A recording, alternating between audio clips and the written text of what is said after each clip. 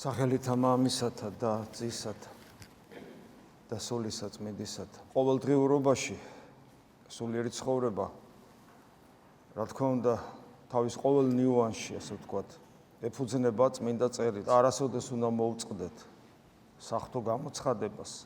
ყოველთვის უნდა გადავამოწმებდეთ ხოლმე ჩვენს ქმედებებს, ჩვენს ცხოვრების წესს, ზოგადად ჩვენს ფიქრებს, რახვებს, რამდენად თანხვედრაშია იმასთან, რაც ღმერთმა თავისი მოსულით მოვიდა რა ადამიანად, მთელი სისავსით და სისრულით გამოგვიცხადა.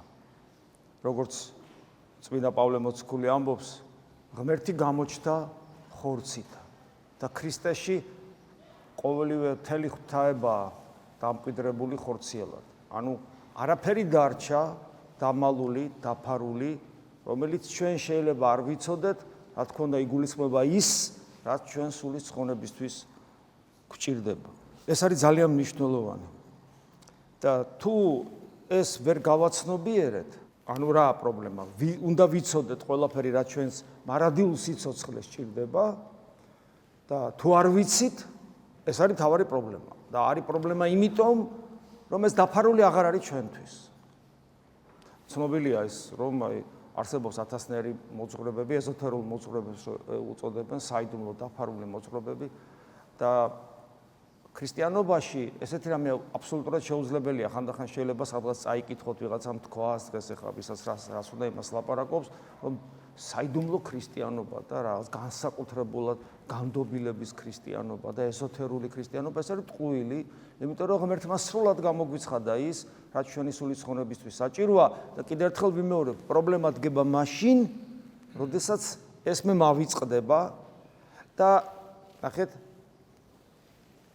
რაღაც არ ვიცი ისეთი, რომელიც ჩემი სულის ცხონებისათვის მნიშვნელოვანია.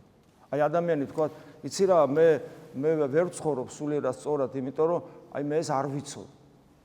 იმ წამსვე ჩდება კითხვა და რატომ არ იცოდე? ვინ დაგიმალა რომ? არავის არ დაუმალია არაფერი. როგორც სულიერი ცხოვრების პრაქტიკა აჩვენებს, ადამიანებმა მართლაც ბევრი რამე არ იციან, მაგრამ არა იმიტომ, რომ ეს ვიღაცამ დაუმალა მათ. რაღაც უცნაური, აი მართლაც მისტიკური ბარიერი არსებობს ადამიანსა და ქრისტეს შორის და ამას ყოველთვის ვაწყდებით. ყოველ შემთხვევაში ჩვენის, თქვათ, პატარა გამოცდილებით და ყველა მოძღვარი დამეთანხმება, ყველა მღვდელი დამეთანხმება ამას. აი ადამიანი დგას და ეუბნები, 2 × 2 არის 4. ნუ თეოლოგიური თვალსაზრისით და ვერ იგებს. ახლა როგორ შევადო, აი ნებისმიერ ცხოველს რო უთხრა, თქვა ძაღლი გიდგას, საყვარელი თვალებით გიყურებს, 2 × 2 არის და ვერ გიპასუხებს, რომ ის არის 4. ვერაფრით ვერ მიხვდება რასე უნდა. აბსოლუტურად შეუძლებელი იქნება მისთვის გაიგოს, რომ 2 × 2 არის მაინდა-მაინც 4. გესმით? ვერც 2 × 2-ს ვერ მიხვდება. აი რაღაცა ბარიერია, ნუ გასაგებია ძაღლია, ცხოველი, ცხოველსა და ადამიანურ ლოგიკას შორის გადაულახავი ბარიერია. თითქმის ტრანსცენდენტულია ადამიანის ცხოველის მიმართ. ანუ გადაულახავია, ცხოველი ვერასოდეს ვერ მიახლება ადამიანს, როგორი ევოლუციური თეორიებიც არ უნდა კონდეს ადამიანის გონებაში. რაღაც აი ესეთი ემართება ადამიანს და, მაგრამ ეს ვისი ბრალია და რისი ბრალია? ხო? რო საკითხავია, რისი ბრალია? რა ღმერთმა შექმნა ეს ადამიანი ასეთი და სხვა ადამიანი ისეთად? და აქ ლაპარაკი შეიძლება იყოს ძალიან გონიერ ადამიანზე. გონიერ ადამიანზე. ანუ ეს პრობლემა არსებობს და ეხლა ჩვენ სხვებს თავი დავანებოთ და საკუთარ თავს მივხედოთ და აღმოვაჩენთ, რომ ჩვენ ძალიან ბევრი რამ არ ვიცით, როგორ უნდა ვიცხოვროთ, იცოდეთ, რომ ეს მხოლოდ და მხოლოდ ჩვენი ბრალია. და როდესაც ჩვენ რაღაც არ ვიცით, თავარში, იცოდეთ, რომ ადგილი ცარიელი არ რჩება, როგორც ამბობენ ხოლმე, ის ივსება. და რითი ივსება, ახლა როგორ ფიქრობ? გესმით, მარადიული სიცოცხლე რა არის? გონება მიუწვდომელი ბედნიერება შენი. აი შენი მარადიული სიცოცხლე არის გონება მიუწვდომელი ბედნიერება შენი, რომელიც არასოდეს დასრულდება. ეს გელოდება შენ ადამიანი, აი შენ გელოდება ეს. და როდესაც შენ ამას რაღაცას აკლებ, იმიტომ რომ რაღაც არ იცი, ის არ ცოდნის ადგილი ივსება სხვა რამით. ამ სხვა რამეს შემოყავს სხვა ტიპის ნერვიულობა, იმიტომ რომ რაღაცა არ ვიცი და რაღაცა მჭირდება. და ეს აუცილებლად იქნება ის, რაც არ არის ღმერთი. ანუ რაც არ არის მარადიული. ესე იგი, რაც არის მიწიერი. და შევხედოთ ჩვენ ცხოვრებას, რა დღეში ვართ, სულ მუდამ რაღაცას განვიცით, მუდამ რაღაცას ნერვიულობ, ძალიან ხშირ შემთხვევაში ეს არ ეხება უფალს, ეს არ ეხება ღმერთს. ეს არის მოცემულობა, ეს არის რეალობა, თავს ხوار მოვიტყვილებ, მაგრამ ჩვენ ამისგან უნდა გავთავისუფლდეთ. ამას სჭირდება რწმენა, ცოცხალი და მტკიცე რწმენა. იმიტომ რომ რწმენა მაძლევს მანიჭებს საღვთო ენერგიას. რწმენის გარეშე ადამიანი ენერგიას, საღვთო ენერგიას ვერ იხვეჭს. ამიტომაც აი დღეს რომელთა მიმართ ეპისტოლეში პავლე მოციქული მეუბნება რწმენით მივემთხვიეთ მადლს, ანუ საღვთო ენერგიას, რომელშიც ვდგავართ, ანუ საღვთო ენერგიაში დგას ადამიანი მადლში, ადამიანი რომელიც მადლში დგას, ის მადლის მიერ განისწავლება და უცოდინარი აღარ არის. იმიტომ რომ მადლი მას ყველაფერს განუცხადებს. ყველაფერს განუცხადებს. რაც თქვა ქრისტემ, რაც იგულისხმა ქრისტემ, რისი თქმაც უნდოდა და ჩვენ ჯერ მზად არ ვიყავით, როგორც წმინდა წერილში გვასწავლის, ყველაფერს გვინცხადებს საღვთო მადლი. თან პლუს შენს ხო გიცხადებს. გარდა ამისა 2000 წლის განმავლობაში ხო უცხადებდა და უცხადებდა ეკლესიის შვილებს. მრავალმა მათგანმა ხო ეს გაითავისა, მრავალმა მათგანმა ეს გამოცდილება ხო წერილობით დადო. ხო შეიქმნა უზარმაზარი გამოცდილება წერილობით დატოვებული წმინდა ეკლესიაში. ანუ ის, რასაც შენ გიცხადებს, ხო ერთია და რაც კიდევ უზარმაზარ მემკვიდრეობას წარმოადგენს, ის ხო მეორეა და ამ მემკვიდრეობას რო დაეწაფო, ამის საშუალებაც ხო გაქვს. გესმით, რამხელა შესაძლებლობა აქვს ადამიანს. და აი ამ მადლში ვდგავართ და ვიქადით. ანუ ვიქადით უფრო გასაგებად რო ვთქვა, მე არ ვიცი, იმიტომ რომ ტრაბახს იტყვისია, ვამაყობ იტყვი ცუდად ჟღერს, ტრაბახობ ცუდად ჟღერს, აი ვიქადით, რას ვიქადით? ღვთის დიდების სასოებით. ანუ ღვთის დიდებას განვიცდი და სასოებ, იმედი მაქვს, ღვთის დიდების იმედი მაქვს, რომელიც არასოდეს დამტოვებს და ამით ვიქადი. ამით ვარ მტკიცე, ამით ვარ მაგარი, ამით ვარ შეუძვრელი. გესმით, აი ამას ნიშნავს ეს. მაგრამ არა მარტო ამით, რომ ღვთის დიდების და ღვთის დიდებულების, ღვთის ყოვლის შემძლეობის, ღვთის სიკეთის, ღვთის ჩემდამის სიყვარულის იმედი მაქვს და ამით ვარ მყარად. არა მარტო ამით პავლე მოციქული გვეუბნება. და ეხლა შევყავართ აი იმ ვიწრო და ეკლიან გზაში. არა მარტო ამით, არამედ შეჭირვებითაც, როცა ქრისტეს გამო ვიწრო და ეკლიან გზას შეუდგებით, გოლგოთის გზას შეუდგებით, საკუთარ ჯვარს ვიღებ და ასე საკუთარ დაცემულ ბუნებას უარყოფ, ქვეყნიურ უსამართლობას ქრისტეს დარი მოთმინებით ვითმენთ და ასე შემდეგ. არა მარტო ამ დიდებულებით და იმედით ვიქადი, რომ ღმერთი ფარველობს მე და დიდებული, არამედ შეჭირვებითაც, რადგან ვიცით, რომ შეჭირვება ქრისტესთვის შეჭირვება. ქრისტესთვის შეიქმს მოთმინებას. მოთმინებითა თქვენი და მოიპოვეთ სულნი თქვენი.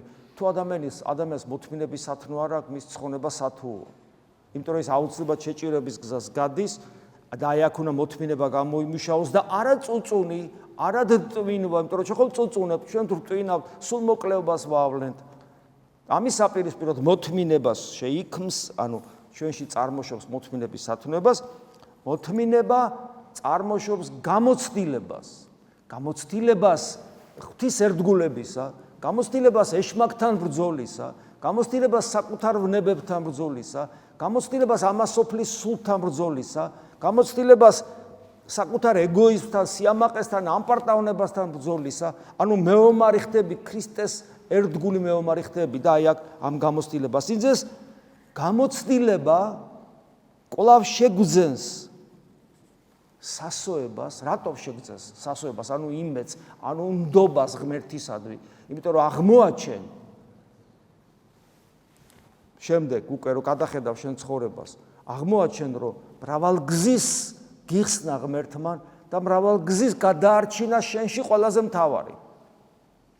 შეიძლება ავად გახდი, შეიძლება უსამართლოდ დაიჩაგრე, შეიძლება რაღაცა გეტკინა, შეიძლება რაღაცა პრობლემა გაჩნდა შენ ცხოვრებაში, ეს პრობლემა არა მარტო გაჩნდა, არამედ დარჩა შენ ცხოვრებაში, აღსა და წასულა. მაგრამ შენ აღმოაჩენ, რომ შენში გადარჩა ყველაზე მთავარი, ეს არის რწმენა და მინდობა ღმერთისადმი. ეს ამას ნიშნავს, რომ ეს გამოცდილება, რომელიც ესე იგი მოთმინებამ წარმოშვა შენში, ეს გამოცდილება შენში ბადებს სასოებას, ანუ ღმერთისადმი მინდობას. ენდობი მას, ენდობი.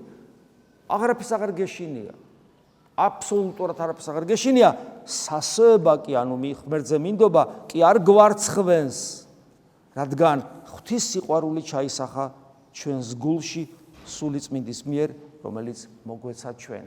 როცა ადამიანში ჩდება ღვთისადმი მინდობა, მშვიდდება და ღვთისადმი და რას ხედავს ამ დროს ადამიანი? ადამიანი ხედავს, რომ ამ განსასწრებს გადის, იბრძვის, მეომარია, მაგრამ ქრისტე მას არასოდეს ტოვებს. შეიძლება პარალელურად ჰქონდეს დიდი განსაცდელი და უცებ ისეთი ღვთისგან ისეთი წყალობა მოვიდეს. ანუ ხედავ, რომ ღმერთი ამ განსასწრებში არ ტოვებს და მე უკვე ვენდობი, რომ ეს განსასწრელიც მე მჭირდება. გესმით? აბსოლუტური ნდობა როცა ჩდება და როცა ღვთისადმი და როცა ხედავ, როგორ ზრუნავს ის შენზე, რომ მთავარი არ დაკარგო, რომ რწმენა არ დაკარგო, რომ გარდაცვალებამდე ისე მიხვიდე, რომ ღვთის ცეცხლოვანი სიყვარული გიებდეს შენს გულში, როცა ამას უფრთხილდება და როგორ ხედავ, რომ როგორ ზრუნავს ის სანთელი, რომელიც შენში აინთო, არ ჩაქვრეს, არამედ ცეცხლად გადაიქცეს. როცა ამას ხედავ, ამგვარ ზრუნველობას ხედავ, შენში შემოდის და ხედავ, რომ მას როგორ უყვარხარ, როგორც აბსოლუტურად უნიკალური სამყარო, მთელი სამყარო ხარ ადამიანო და მას როგორ უყვარხარ, როგორც საკუთარი შვილი. ამ დროს შენში ჩდება მისდამი სიყვარული. და ამიტომ ამბობს, სასოება არ გვარცხვენს, რადგან ღვთის სიყვარული, ანუ ღვთისადმი იგივე სიყვარული ჩაისახა ჩვენს გულში. და ეხლა ამბობს, ღმერთი თავის სიყვარულს ჩვენთან იმით მიმჟღავნებს, რომ ქრისტე ჩვენი გულისთვის მოკვდა. ეს პირველი საწყისი, რითაც ჩვენ ფიქრდებით, ეს რა საოცრება მოხდა კაცო, ღმერთი ჩემთვის მოკვდა. და მოკვდა როდის, როცა ჯერ კიდევ ცოდვილნი ვიყავით ისტორიულად, გამოუხსნელი კაცობრიობა და ზოგადად ჩვენც სანამ ქრისტიანები გავხდებოდით, რომლებიც გვიან მოვედით ეკლესიაში, ხო? ღმერთის სიყვარული როგორ გამოვლინდა ჩვენში, რომ მან იზრუნა და ჩვენს გულს შეეხო და დაგვანახა, რომ ქრისტე არის ღმერთი. და ვიაზრებ, რომ მე რო ცოდვებს ჩავდიოდი მაშინ, როდესაც მე ქრისტიანი არ ვიყავი, ჩემი ცოდვების გამო, ანუ ჩემი ცნობიერებით ჯერ კიდევ ძველ აღთქმაში ვცხოვრობდი, ჩემი ჩადენილი ცოდვების გამო ქრისტე მოკვდა, უკვე მოკვდა, ანუ უკვე პოტენციაში ყველაფერი ნაპატიები მქონდა. თავარია მე ეს დამენახა და გამეკო. ამიტომ ამბობს, როცა ქრისტე მოკვდა ჩვენი გულისათვის, როცა ჯერ კიდევ ცოდვილი ვიყავით და ახლა მოვედით ქრისტესთან, კაცობრიობა მოვიდა და ჩვენც ინდივიდუალურად მოვედით ქრისტესთან. მით უმეტეს ახლა, როცა მისი სისხლით გამმართლდი და მე გაცნობიერებული მაქვს და აქ ვდგავარ ეკლესიის წიაღში. მით უმეტეს ახლა მისივე მეოხებით დავაღწევთ თავს საღვთო რისხვას. იმიტომ რომ გაცნობიერებული მაქვს, რომ ჩემი ყოველი ცოდვა მის მიერ გამოსყიდულია და მადლიერებით ახსავსე, ვცდილობ აღარ ვცოდო. ეს მე მეხმარება, რომ მისი ერთგულება ვისწავლო. და აღარ ვიყო ცოდვილი, მეხმარება ამაში. მისი, ანუ ღვთის ძის სიკვდილით შერიგებულნი, შეურიგდი ღმერთს, ცხონდებით მისი სიცოცხლით, ანუ ღმერთის სიცოცხლე მაცოცხლებს მე. ანუ ღმერთის სიცოცხლე, მე ვარ სიცოცხლე ამბობს ქრისტე. და ის შემოდის ჩემში თუნდაც დღევანდელ დღეს ევქარისტიულ საიდუმლოებაში. მაგრამ ეს ყველაფერი რომ მე დავიტიო და ეს ყველაფერი ჩემში რომ გაცოცხლდეს და რეალიზდეს, ეს არ შეიძლება დარჩეს თეორიად. რა კაი ყოფილა ეს ყველაფერი. მე უნდა ვიცოდე რა ვქნა და ჩემში რა უნდა მოხდეს ეს ყველაფერი, რომ ეს ყველაფერი რომ ჩემში რეალიზდეს. და ამისათვის საჭიროა რომ მე ვიცხოვრო შინაგანი ცხოვრებით. შინაგანი ცხოვრებით, იმიტომ რომ ჩემს გარეგანს, მათ შორის ტვინს, თვალს, რა ვიცი, სინდისაც კი გარკვეულწილად, ვთქვათ, სამყაროს აღქმის უნარს, გარეგან ზნეობრივ ცხოვრებას, რელიგიურ ცხოვრებას, რელიგიურ ჯულს, ჩემს გარეგანს, რომელიც გარეგნულად მაწესრიგებს, არ ძალუძს ღმერთის დანახვა. ამის მაგალითები საიდან ვიცით, იგივე ძველი აღთქმის ფარისევლები, წიგნობრები, რომლებიც რაც ჩამოვთვალე, ყველაფერი ქონდათ, მაგრამ ქრისტე ვერ იცნეს. ანუ ქრისტე ვერ იცნეს რას ნიშნავს.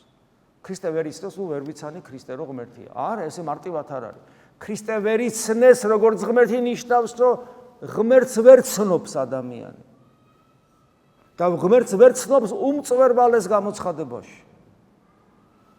და როგორ უნდა იცნოს სხვა შემთხვევაში? ამიტომ ადამიანს აქვს დაკარგული უნარი იცნოს ღმერთი. მიუხედავად იმ ყველა სიკეთისა, რაც ჩამოვთვალე. რატომ?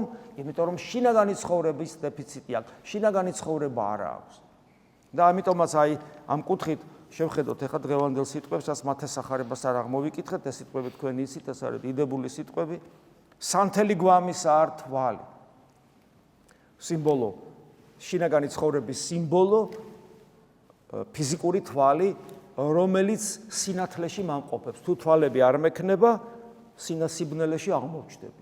რომ ვიყოს სინათლეში, უნდა მქონდეს ფიზიკური თვალი. ამიტომ ამბობს, სანთელი, სანთელი ფიზიკური სანთელი კი არ იგულისხმება, ძველი ქართული სიტყვა. სინათლე, თვალის, ანუ ჩემი სხეულის, ჩემი გვამის, ჩემი სხეულის სინათლე, რომ ჩემი არსების სინათლე, უпростоრად, რომ მარტო ხორცი არ იგულისხმება აქ, ჩემი არსების სინათლე არის თვალი. ის მამყოფებს მე სინათლეში.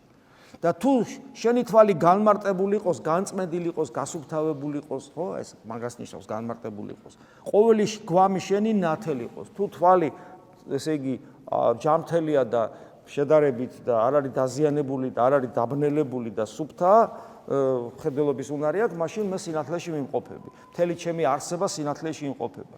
მაგრამ თვალზე რომ არ საუბრობს, ამაზე ხშირად გვითქვავს, არამედ სხვა თვალზე რომ საუბრობს, საიდან ჩანს გაგზელებაში. უკვე თუ თვალი შენი და ახლა აქ უნდა ეთქვა. უკვე თუ განმარტებულის მაგივრად, ანუ განწმენდილის მაგივრად უნდა ეთქვა, თუ შენი თვალი დაზიანებული ან დაბნელებული იყოს, რაღაც თქვათ, ავათ იყოს შენი თვალი, მაგრამ არა, უკვე თუ თვალი შენი ბოროტი იყოს. ანუ ზნეობრივი კატეგორია შემოაქვს, ეს ნიშნავს, რომ საუბრობს არა ფიზიკურ თვალზე, არამედ სხვა თვალზე. უკვე თუ თვალი შენი ბოროტი იყოს, ყოველი გვამი შენი ბნელი იყოს, მთელი შენი არსება, ყოველი გვამი უკვე. გესმით? ყოველი გვამი. მთელი შენი არსება იყოს სიბნელეში და ბოროტი იყოს, ესე იგი სხვა თვალზეა საუბარი. რა თვალზე? გონების თვალზეა საუბარი. გონების თვალზე, ანუ ის, რასაც ჩვენ მისტიკურ სიღრმეს ვეძახით ადამიანური არსების, ანუ გონების ის ნაწილი, საიდუმლო ნაწილი, მისტიკური ნაწილი, რომელსაც ტრანსცენდენტული ყოფიერების ხილვა ძალუძს, ამაზეა საუბარი, ის თუ არის ბოროტი, ანუ თქვა უგუნურმა გულსაშინა თვისა არაო ღმერთი. და ეს უგუნურება არის უზნეობისაგან, უსინდისობისაგან, უღმერთობისაგან დაბნელებული გონება. ანუ ადამიანი რო არასწორად ცხოვრობს, მას რო უბნელდება გონება, ეს გონება უბნელდება გული და ასეთი ადამიანი ამბობს, რომ არ არის ღმერთი და ესეთი ადამიანი არის უგუნური, ანუ სულელ. დავით მეფსალმუნე სულელს უწოდებს იმ ადამიანს, რომელმაც არასწორი ცხოვრებით თავის თავს დაუკარგა უნარი ღმერთის შეემეცნებინა. და ეს არის. და ამის ბევრი მაგალითია კიდეც წმინდა წერილში, ხა აღარ ჩაუღმავდები. და ჩვენ ხედავთ, რომ ესე იგი ის თუ ბოროტია, მთელი ჩემი არსება ბნელია, ხოლო თუ ის ნათელია, მაშინ ესე იგი რა თქმა უნდა ვხედავ და უკვე თუ ნათელი შენ შორის ბნელას, მაგრამ თუ ის კვლავ მეუნება, რომ თუ ის რაც ნათელი უნდა იყოს, რაც ღვთის სუნთქვაა ჩვენში, რითაც მე ღმერთი უნდა შევიმეცნო, თუ ის ბნელია, მაშინ დანარჩენი, რომელიც თავისთავად ბნელია იმის გარეშე, იმიტომ რომ ამ სამყაროს ნაწილია, რაღა იქნება, რა თქმა უნდა ის იქნება სრულ სიბნელეში. ეხლა როგორ გამოვიდე მე ამ მდგომარეობიდან და რა არის მიზეზი იმისა, რომ მე ღმერთმა მომცა სულიერი თვალი, რომელიც შეიძლება იყოს ბოროტი, ანუ ღვთისნების საწინააღმდეგოდ მყოფი, ხო გხვდებით, ბოროტის ნეობრივი კატეგორია შემოდის. ღვთისნების საწინააღმდეგოდ უფალი ერთხელ ამბობს, რომ იმით მიხვდებით, რომ ჩემი სიტყვა არის ღმერთის სიტყვა, ანუ მე ღმერთი ვარ, ამას ნიშნავს. იმით მიხვდებით. თუ თქვენ იცხოვრებთ ღვთისნებით, თუ ღვთისნებით იცხოვრებთ, მიხვდებით, რომ ჩემი სიტყვა არის ღვთის სიტყვა, ანუ მე ღმერთი ვარ. თუ ღვთისნებით იცხოვრებთ, რას ნიშნავს ღვთისნებით ცხოვრება? ღვთისნებით ცხოვრება არის სინდისის მიხედვით ცხოვრება, როცა შენ გამოეძიებ, ბრმად კი არა, გამოეძიებ, რა შეიძლება იყოს ღმერთისნება და ამ დროს ღმერთი კარნახობს, როგორ უნდა იცხოვრო და ეს საბოლოო ჯამში ქრისტეს ღმერთობის აღიარებამდე მიდის.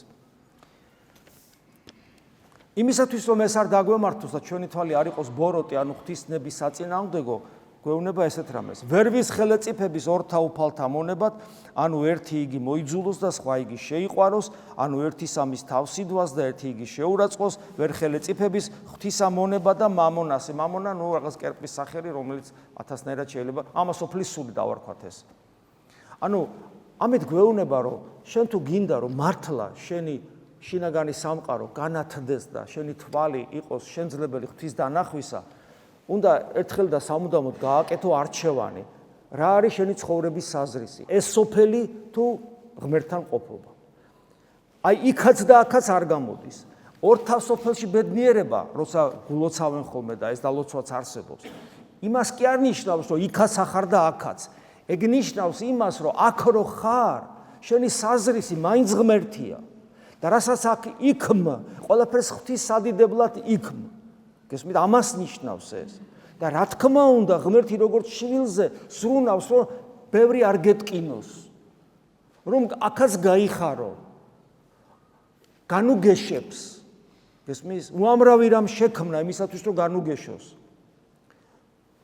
განუგეშებს ერთმანეთთან ურთიერთობით, ერთმანეთისადმი სიყვარულით, ხო, გემრიელი საჭმელით, სითბოდით, სიგრილით, წყალით, სიცოცხლით, მზით, მშვენიერებით, ამქვეყნიური ნიჭიერების წარმატებით განუგეშობს, მაგრამ ჩემი მეფე ქრისტეა, როგორც ვინათლებით რომ ამბობთ, რომ ჩემი მეფეა ქრისტე.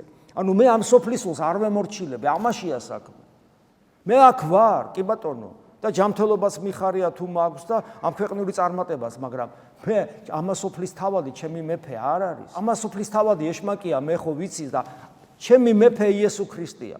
და აბა აქ რო ვარ, აქ ყველაფერს მაინც ღვთის სადიდებლად ვაკეთებ. ყველაფერი მაინც მას უკავშირდება. აი ეს თუ არ ისწავლა ქრისტიანმა და რაც ეს თუ არ ისწავლა, იცით რა ხდება? რაც მეტი მოგეცემა აქ.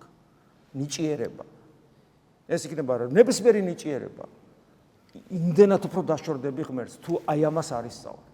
და თუ არ მომეცემა, მაინც დაშორდები, იმიტომ რომ ეს მოგინდება და წუწულში და დრწვინვაში გაატარებ შენ წუთის სოფელს. ამიტომ ეს კარგად უნდა გვახსოვდეს, რომ ჩვენ მოგვეცემა მადლობა ღმერთს, მაგრამ ყველაფერი, აი შენთაგან, შენ და შენ მწირველი, ყველაფერს შენ შემოგწირავ, ჩემ სიცოცხლესაც შემოგწირავ უფალ. და ადამიანი ღვთის მორჩილებით, ღვთის განგებულებისადმი მორჩილებით ცხოვრობს ამ სოფელში და ცდილობს ყველაფერს, რასაც აკეთებს, ყველაფერს ღვთის სადიდებლად აკეთებდეს, რომ შორიდან როგორ ჩანდეს, იცი რომ აი ღმერთი არსებობს და ქრისტე ღმერთია. რატომ? იმიტომ რომ აი ეს კაცი ქრისტიანია და ნახეთ როგორ ცხოვრობს. აი ეს ჩანდეს. ნუ ზრუნავთ რა ვიჭამოთ, ანუ რა ვისვათ, ანუ რა შევიმოსოთ. რამე თუ ამას ყოველსაც წარმართი ეძიებენ, რამე თუ იცის მამამან თქვენმა რა იგიხს ამათ ყოველთაგანი, ანუ გვეუბნება რომ ნუ ნერვიულობთ ყოველდღიურობას. რომ ღმერთმა იცის, იმიტომ რომ ეს წარმართი ხო, წარმართს ხო არ აწამს. ის ცოცხალი ღმერთი როგორც მამა, შე ხო იცი რომ ღმერთი შენი მამაა და რამე თუ იცის მამამან თქვენმან რა გიხს ამათ ყოველთაგანი, ანუ შენი მარტო საჭმელზე სასმელზე არ არის, შენი ყოველდღიური საზრუნავის შესახებ ღმერთი არის საქმის კურსში. ამას გვეუბნება, რასაც ჩვენ ვერ ვიჯერებთ ხო. აბა რა გავაკეთო? სადმე რისკენ მივმართო ჩემი ენერგია? ეძიებდეთ პირველად სასუფეველს ღვთისასა და სიმართლეს სამისა და ესე ყოველი შეგეძინოს თქვენ. ანუ ის რაც ამქვეყნიურია, ღმერთი ამაზე იზრუნებს, ოღონ შენ ღმერთი ეძებე და მისი სიმა ღმერთი ეძებე და ანუ სასუფეველი იგივე ღმერთი ეძებე და მისი სიმართლე რას ნიშნავს? რომ ის რაც ღვთაებრივი სიმართლეა და ჭეშმარიტება შენ ცხოვრებაში ვლინდებოდეს ეს. მის მიხედვით არასაკუთარი სიმართლით, არა საკუთარი სიმართლე, არამედ მისი სიმართლით, ღმერთის სიმართლით ცხოვრობთ. ნუ ზრუნავთ ხვალისათვის. ნუ ნერვიულობ, ანუ მაგას ნიშნავს. ხვალისათვის. რამე თუ ხვალე მიზრუნოს თავისი თავისთათვის. ეს რაღაც ეს პოეტურად ამბობს მეტაფორულად. კმარს დღისამის სიბოროტეთვისი და აი აქ შეგვახსენებს, რომ შენ რო ხვალინდელ დღეზე ნერვიულობ, დღევანდელ დღეს თავის საკმარისი ბოროტება აქვს და ეს ბოროტება არის ის, რომ არა ვარ ღმერთთან, ისე, როგორც მე ქრისტიანი უნდა ვიყო. ეს არის ყველაზე მთავარი პრობლემა. ანუ ჩემი რწმენა არ არის დღეს ცოცხალი, ისეთი, როგორიც უნდა იყოს. იმიტომ რომ დღეს არ ვარ ღმერთთან იმ სისავსით, რა სისავსით უნდა ვიყო ღმერთთან იმისათვის რომ მე ვცხონდე და დღეს არა ვარ ასე, ამიტომ დღევანდელი დღე ჩემთვის ბოროტია. ამიტომ მე უნდა ვეცადო რომ ეს ბოროტება დღევანდელ დღეს დავძლიო. ხვალინდელი დღის ბოროტება უნდა დავძლიო. დანარჩენზე ღმერთი იზრუნებს. აი ამას გვასწავლის წმინდა წერილი. რამდენად დავიტევთ, რამდენად მივიღებთ, რამდენად გავითავისებთ, ეს უკვე ჩვენი საქმეა, მაგრამ ვფიქრობ, რომ ძალიან ბევრი რამის მასწავლებელია დღევანდელი საკითხავის და საერთოდ წმინდა წერილის მთლიანად, რომელშიც ცხადდება ნება ღვთისა, თუ როგორ უნდა რეალიზდეს ჩვენი რწმენა და როგორ უნდა ვიცხოვროთ პრაქტიკული თვალსაზრისით. შეგვეწიოს უფალი ამინ, მადლი უფლისა ჩვენისა იესო ქრისტესი და სიყვარული ღვთისა და მამისა და ზიარება სულისა წმინდისა იყოს თქვენ ყოველთა თანა. ამინ.